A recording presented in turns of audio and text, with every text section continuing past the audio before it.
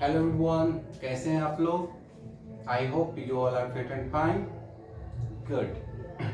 सो आज मैं आपको एलआर का सारा चैप्टर के बारे में बताने वाला हूँ, जो एग्जाम पॉइंट ऑफ व्यू से कैसे आपके लिए बहुत जरूरी है। तो अगर आप कोई भी एग्जाम की प्रिपरेशन कर रहे हो, like banking, all management exam like CAT, chat, SNAP, GRE, GMAT, तो आपको पहले ये पता होना चाहिए सिलेबस क्या होता है, क्योंकि सिलेबस ही नहीं पता है हम लोग को और तैयारी किए जा रहे हैं तो एग्जाम में प्रॉब्लम हो जाता है। क्वेश्चन आया और किस टाइप का है, किस बेस पे है, हम वो सॉल्व नहीं कर पाते हैं, जिसके कारण मेरा फर्स्ट अटेम्प्ट में नहीं हो पाता है।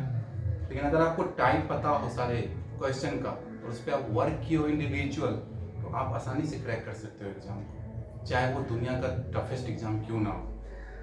क्योंकि स्टेप बाय स्टेप अगर आप पढ़ रहे हो पक्का एग्जाम क्लियर होगा। अगर नहीं, कहीं से उठा के कोई भी क्वेश्चन को पढ़ रहे हो तो नहीं होगा।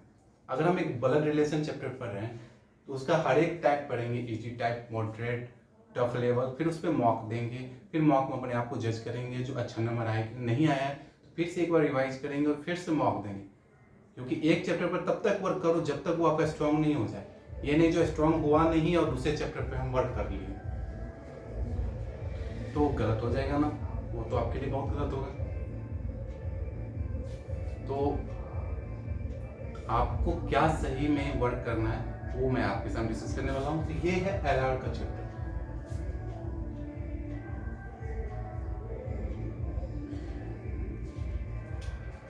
तो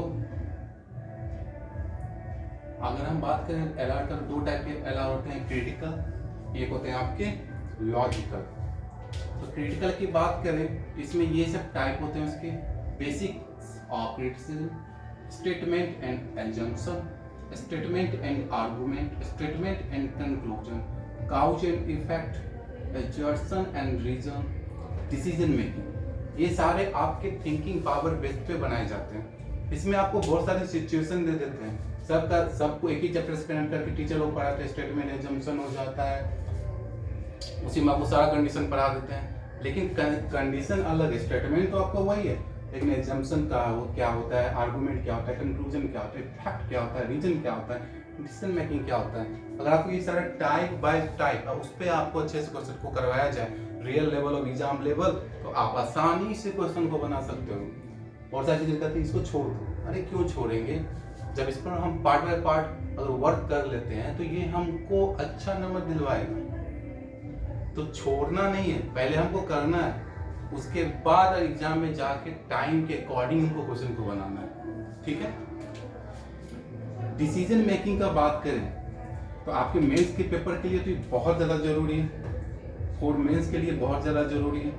लेकिन अगर आप जेट का एग्जाम दे रहे हो इसके लिए तो ये बहुत जरूरी है, क्योंकि जेट के पेपर में 25 क्वेश्चन मिनिमम तो डिसीजन मेकिंग से ही आते हैं। डिसीजन मेकिंग क्या होता है? जो आप अपने घर में भी डिसीजन लेते हो, कभी गलत डिसीजन ले लेते हैं, कभी सही डिसीजन लेते हैं, आपके पेरेंट्स लेते हैं डिसीजन, आप जिस कंपनी में वर्क करते हो वहाँ के एचआर डिसीजन लेते हैं। तो डिसीजन बहुत टाइप से लिए जाते हैं। जो डिसीजन के टाइप जो होते हैं, पहला टाइप डिसीजन का होता है एचआर टाइप, यानी कि ह्यूमन रिसोर्स, आपके मैनेजर टाइप लेते हैं। उसका फाइनेंशियल डिसीजन हम लेते हैं, उसके बाद हम मार्केटिंग डिसीजन लेते हैं, उसके बाद हम रूरल डिसीजन लेते हैं, उसके बाद हम पर्सनल डिसीजन लेते हैं। तो ये सारे आपके डिसीजन के टाइप हैं।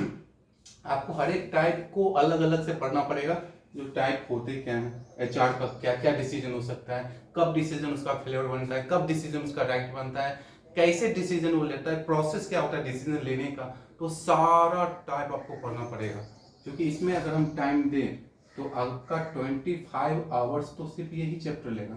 लेकिन ये चैप्टर जब आपका क्लियर हो गया, देखिए पजल सिटिंग अरेंजमेंट हम लोग बनाते हैं, इसमें बड़ा बड़ा स्टेटमेंट रहता है, और वहां हम लोग नहीं समझ पाते हैं। क्यों? क्योंकि डिसीजन मेकर ही हम नहीं है। जो बड़ा स्टेटमेंट पढ़ने के बाद स्टार्ट कहां से करें आपको पता ही नहीं, यानी कि आपका डिसीजन मेकिंग करना गलत हो रहा है, इसीलिए आप पजल सिटिंग अरेंजमेंट को नहीं बना पा रहे हो। लेकिन अगर आप इस पे ज्यादा टाइम देते हो, 25 आवर्स देते हो, तो आपको हर एक टाइप का डिसीजन लेना सीख जाओगे।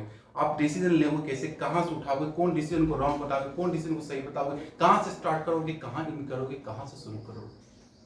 तो आपको ये सिखाएगा। अगर जब आप ये सीख जाते हो, ये सब बनाना आपको आसान हो जाता है, चाहे वो पजल पूछे या सिटिंग अरेंजमेंट पूछे, क्योंकि आपका लेवल हाई हो जाता है। जब भी थिंकिंग पावर हाई, तो आप कुछ भी कर सकते हो।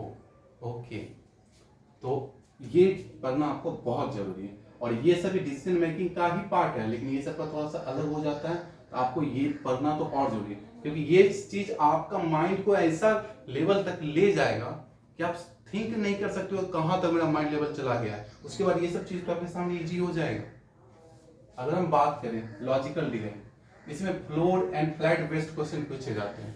Puzzle, sitting arrangement, floor and flat based पूछे जाते हैं। फिर बॉक्स बेस्ड क्वेश्चन बनाए जाते हैं, कोडेड पजल पूछे जाते हैं, आपको मैथमेटिकल बेस्ड पूछे जाते हैं पजल, यानी मैथमेटिक्स क्वांट के चैप्टर को इंक्लूड करके आपको पजल दिया जाता है। डायरेक्शन बेस्ड पजल पूछे जाते हैं। सरकमफेरेंस यानी कि ज्योमेट्री का कंसेप्ट यूज करके आपको पजल पूछे जाते हैं। शिफ्टिंग ये बहुत सारे अभी एग्जाम में पूछे जा रहे हैं, शिफ्टिंग चैप्टर। लॉजिक पजल पूछे जाते हैं आपको, अनसर्टेन पजल पूछे जाते हैं, एज बेस्ड पूछे जाते हैं, डाटा सफिशिएंसी जो पूछे जाते हैं, games and tournament, Venn diagram, selection and distribution. फिर आपके ब्लड रिलेशन एक चैप्टर हो गए, ब्लड रिलेशन, डायरेक्शन। फिर आपके सिलॉक्स चैप्टर, फिर आपके अल्फा न्यूमेरिक ये पूछे जाते हैं, ठीक है। फिर आपको कोड रिलेशन पूछे जाते हैं। तो इतने सारे क्वेश्चन आपको पूछे जाते हैं।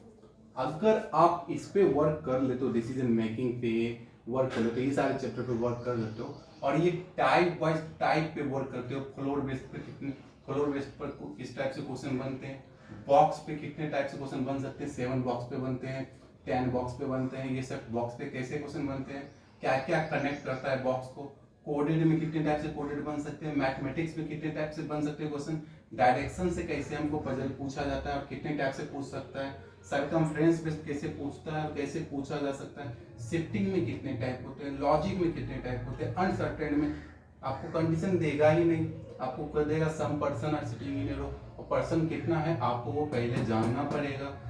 As based question, data sufficiency, games and tournament, ये कैट के लेवल से बहुत इंपॉर्टेंट है, लेकिन आजकल बैंक के एग्जाम में भी बहुत सारे पूछे जा रहे हैं। वैन डायग्राम आपके बैंक में भी आते हैं, आपके कैट में भी आते हैं, सिलेक्शन डिस्ट्रीब्यूशन बैंक कैट का सिलेबस है। सो ये सब आपको कैट में भी पढ़ना है और बैंक में भी पढ़ना है, और इतना अगर आप कर लेते हो तो दुनिया का कोई भी एग्जाम में बैठोगे ना, ये लेवल हाई कर देगा ये सारा चैप्टर, अगर आप टाइप वाइज टाइप क्वेश्चन को बना रहे हो। और कभी लाइफ में प्रॉब्लम नहीं होगा, कभी भी नहीं, ठीक है। तो आपको इस सारे चैप्टर पे वर्क करना है। यहाँ पे आपको ब्लड रिलेशन,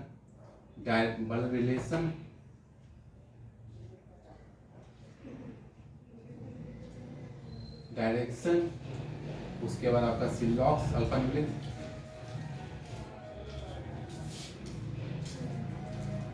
तो आपको इस सारे चैप्टर पे वर्क करना है। तो एलआर को पढ़ना कैसे, कैसे स्टडी चाहिए, क्या आइडिया चाहिए, आपको पता लग गया। आज के लिए इतना ही जान लेते हैं, और नेक्स्ट क्लास में आपको आगे डिस्कस करेंगे, ठीक है। तो इतना पे वर्क कीजिए, ये सारा फॉर्मेट कीजिए, कोई प्रॉब्लम हो आप हमसे कांटेक्ट कीजिए, और ये सारा चैप्टर पढ़ना कैसे, कैसे क्या करना है वो आपको मैंने बता दिया। Thank you so very much for watching this class everyone.